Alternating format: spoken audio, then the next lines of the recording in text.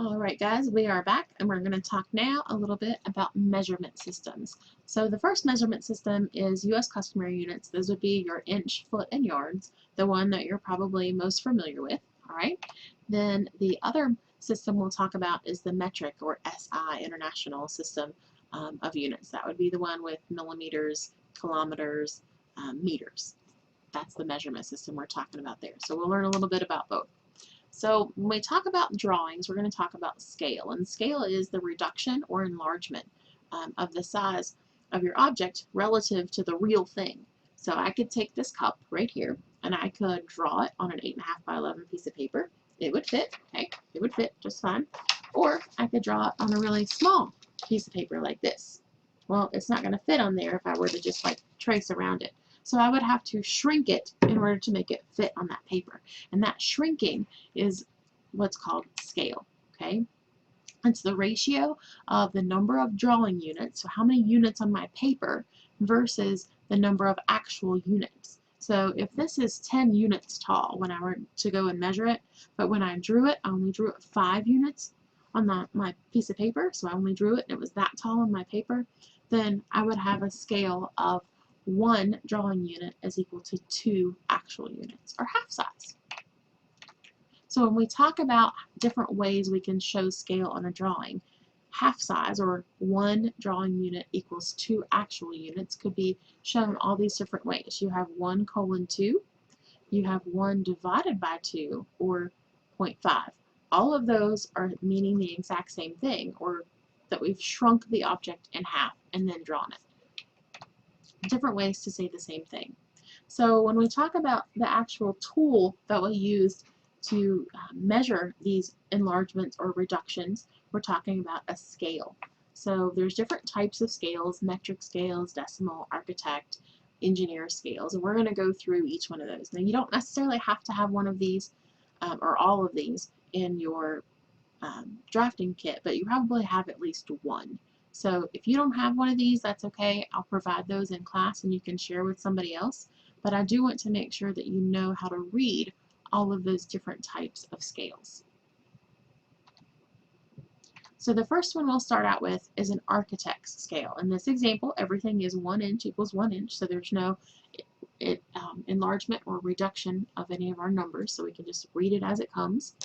So this is an architect scale. You know that it's an architect scale because it'll either have a 16 or a 32 up here in the corner. And there are 16 different marks between the 0 and the 1. So if I was 1 mark over, that would be 1 divided by 16, or a 16th of an inch. 2 marks over is 2/16, but we learned in elementary school that we are supposed to reduce our fractions. So instead of 2 marks over being 2/16, it is 1/8. Just like halfway over is not 8/16, it is 1/2. Okay, so there's an example of an architect's scale. Now if you're having some problems with this, I highly recommend you pause right now, jump back over to the learning module and watch the video about architect's scales or fraction scales so that you can learn a little bit more about how to read one of those. Take some time, pause it, look at this, and see if you can figure out what the lengths are on this particular architect's scale. Again, we know it's an architect's scale because of the 16 over here on the left.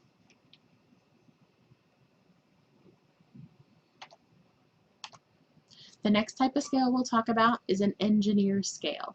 Now on an engineer scale, we're still looking between 0s and 1s, okay? So, but on this example, you're going to see a whole number. It might be a 10, it might be a 20, it might be a 30, it might be 40, 50, 60, depends on what type of scale you have. Most of them that you'll see quite often will say a 10 up here. And what that means when you see a 10 is that between the 0 and the 1, there's 10 marks.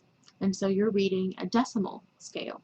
So if it's 1 mark over, it's going to be 0.1 inches. If it's 2 marks over, it's 0.2 inches. Here we've got an example with a 20 in the upper left-hand corner. So the first thing you have to kind of figure out is, what's the scale of this particular drawing that we're measuring? Well, it's 1 inch is equal to 200 feet. So 1 inch on the paper is equal to 200 feet in real life.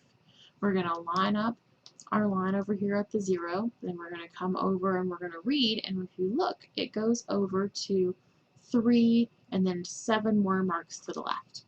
Well, based on knowing what the scale is, reading off of here, okay, we're going to find out that the length of this line represents 370 feet in the real world.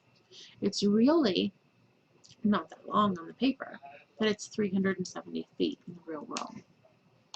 So here's another example of an engineer scale that's divided into tens, or 1 inch is equal to 10 feet. Here's where you see the 10 over here on the left. 1 inch is equal to 10 feet. That's our scale. It says so in our drawing. So in this example, between the 0 and the 1, if we were to measure to here, it would be 10 feet. So 1 inch on the paper is equal to 10 feet in real life. Or notice there's not 16 marks between the 0 and the 1. There's 10. So 1 mark over is going to be 1 foot. 10 marks over is equal to 10 feet. 13 marks from the 0 is going to be equal to 13 feet. You get the idea. Here's another engineer scale down at the bottom that says 50. So again, this is 1 inch on the paper equals 50 feet in real life, or excuse me, 1 inch on the paper equals 50 feet in real life.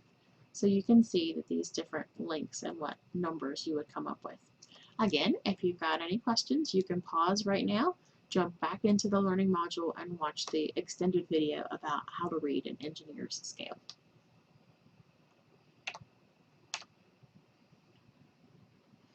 Here's some more examples with 30 and 60 foot engineer scales.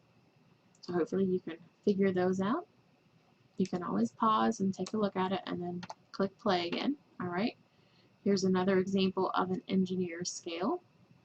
Can you figure out what the scale is? In this top example up here, if we were to read using this scale and got those measurements, 3.2 inches, then that would be a 1-to-1 scale. Okay? Can you figure out the scale down here on the bottom if we were to use this scale and we read that measurement and got 10.1?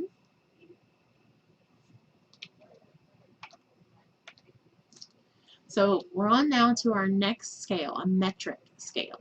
Okay, so this one looks a little bit different in the corner. Typically it's going to have 1.100 as well as the word metric printed on it somewhere. That's your key to know that you're looking at a metric scale. Okay, so in this example, 1 millimeter is equal to 10 millimeters. So 1 millimeter on the page is equal to 10 millimeters in real life. So you measure over 1, 2, 3, and you've got 3 millimeters.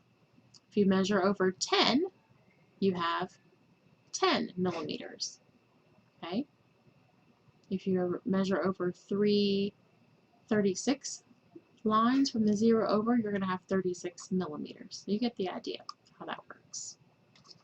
Again, you can pause here, go back, take a look at the learning module, and watch the YouTube video on how to read a metric scale. So here's some different types of scales. You're going to need to be able to look at those scales and quickly figure out which type of scale is it. Is it an engineer, metric, or an architect scale? So it's pretty easy to figure out metric, okay? It's going to have the word metric on it. Dead giveaway. The difference between your architect and your engineer scale is particularly the engineer scale is going to have numbers on it like 10, 20, 30, 40, 50. Your architect scale is going to have numbers on its corner of 16, 32, 64. That's how you're going to know the difference between an engineer and architect scale.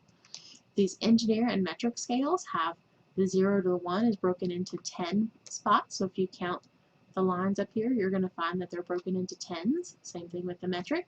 In the architect scale, you're going to, between the 0 and the 1, you're going to have however many marks it says right here. So in this example, you've got 16 marks between the 0 and the 1. Alright, that's all we're going to talk about today. We're going to finish up next week with lettering.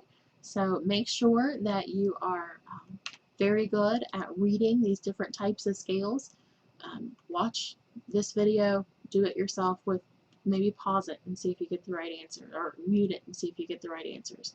Go back through those other videos and make sure when you come to class on Wednesday that you bring the scale that came in your drafting toolkit. Bring that with you because you're going to need it. Make sure you've got pencil ready to go, and we'll get started in our groups and do our first group assignment in class on Wednesday talking about scales. Thanks. Bye.